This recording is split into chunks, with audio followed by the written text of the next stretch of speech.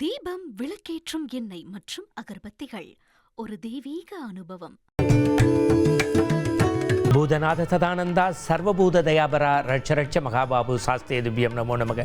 ஆன்மீக அன்பர்களே, பொன்னம்பலமேட்டில் இன்னும் சில மணி நேரங்களில் தெரியப் போகின்ற ஜோதி ஸ்வரூபன் அரியரசுதன் ஆனந்த சித்தன் ஐயன் ஐயப்பனுடைய ஜோதி தரிசனத்திற்காக தந்தி தொலைக்காட்சி வாயிலாக காத்து கொண்டிருக்கின்றோம். லட்சோப லட்சம் மக்கள் எங்கு பார்த்தாலும் ஐயப்பனுடைய சரணகோஷம் விண்ணை முழக்குகிறது.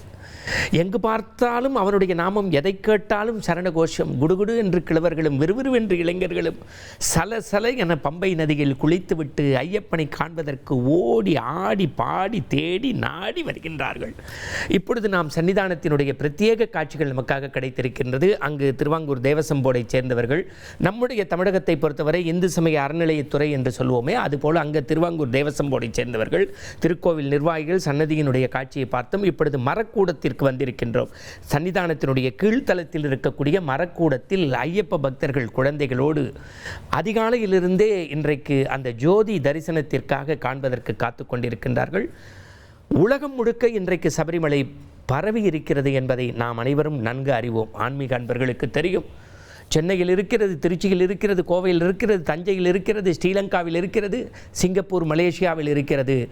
இன்னும் சொல்லப்போனால் ஆன்மீக அன்பர்களே, டாம்பா அமெரிக்காவினுடைய வட அமெரிக்காவினுடைய தலைமை பீடமாக இருக்கக்கூடிய மிக பிரம்மாண்ட ஐயப்பன் கோவில் டாம்பாவில் இருக்கிறது.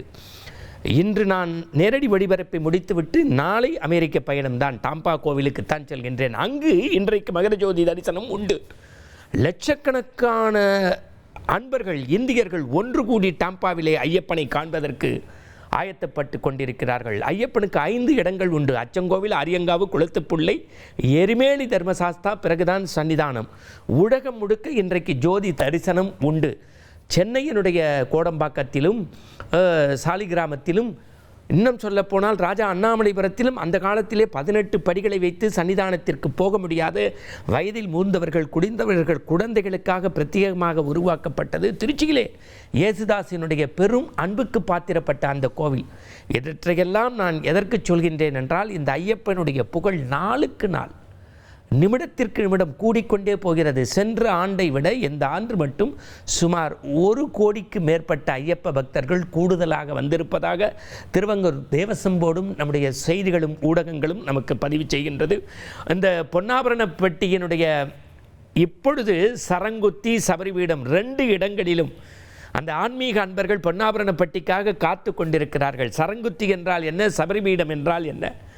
உங்களுக்கு தெரியும். சபரி யார்? அவள் ராமன். இவ்வண்ணம் நிகழ்ந்த வண்ணம் இனிந்த உலகுக்கெல்லாம் ஐவண்ணத்து அரைக்கு போரில் மடை வண்ணத்து அண்ணலே உன் கைவண்ணம் அங்கு கண்டேன், கால் வண்ணம் எங்கு கண்டேன் என்று ராமபிரானுக்கு கடித்த கனியை கொடுப்பதற்கு காத்திருந்த சபரி வாழ்ந்த இடம் சபரி பீடம். சரங்குத்தி எரிமேலியிலே நாம் பேட்டை துள்கின்றோமே, சாமி திந்தக்க தோம் தோம், ஐயப்ப திந்தக்க தோம் தோம் என்று, வில்லாளி வீரனே வீரமணி கண்டனே என்று துள்ளி குதிக்கின்றோமே. வண்ணப்பொடிகளை அணிந்து கொண்டு ஒவ்வொரு ஆண்டுக்கும் ஒவ்வொரு ஆயுதம் உண்டு.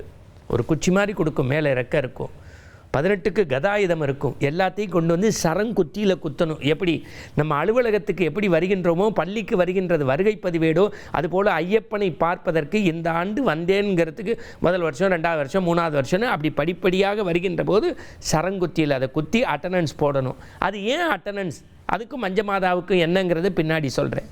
தீபம், விளக்கேற்றும் எண்ணெய் மற்றும் அகர்பத்திகள் ஒரு தெய்வீக அனுபவம்.